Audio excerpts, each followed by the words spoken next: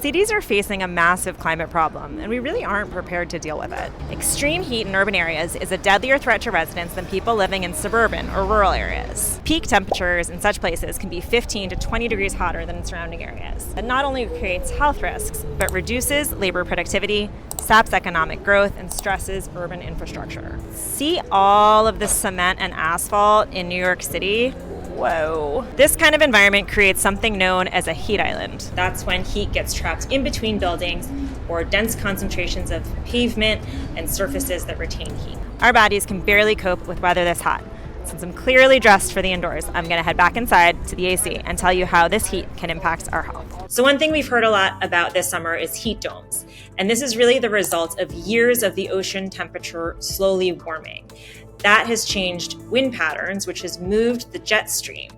As a result, there have been high concentrations of high pressure zones. When warm air hits these high pressure zones, the air sinks, and that will push out any humidity and cooling rainstorms. The air that's sinking hits the ground, which has been baking by the sun, and then warms all over again. The CDC estimates that more than 600 people die each year from extreme heat. But many deaths that are related to extreme heat aren't reported as such. And when it comes to heat exhaustion or dehydration, that type of data often doesn't make it into the medical system at all. Extreme heat also exacerbates respiratory problems, even more so when the air quality is poor from pollution or wildfires. What amazes me is that for all the complex health policy issues out there, the solution to this huge problem is pretty simple. The easiest thing to do is stay out of the heat, but there are lots of low-tech changes cities can make to cool things off too.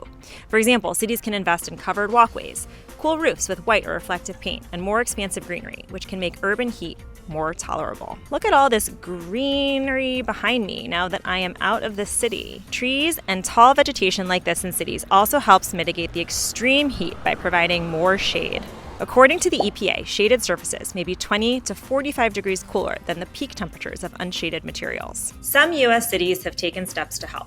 New York City has established cooling centers and a program to subsidize air conditioning for vulnerable populations like the elderly and low-income residents. Chicago created a 311 program that involves well-being checks for at-risk residents, in addition to text and email emergency notification systems.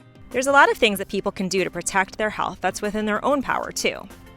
First, don't go outside in the middle of the day. Wear loose clothing, drink a lot of water, eat light foods, take shade breaks, and you could even use an umbrella for the sun. Historically, humans have adapted to temperature changes, but those changes have rarely, if ever, been as extreme or as rapid as the ones we're seeing today. One of the most dangerous things you could do is just ignore it.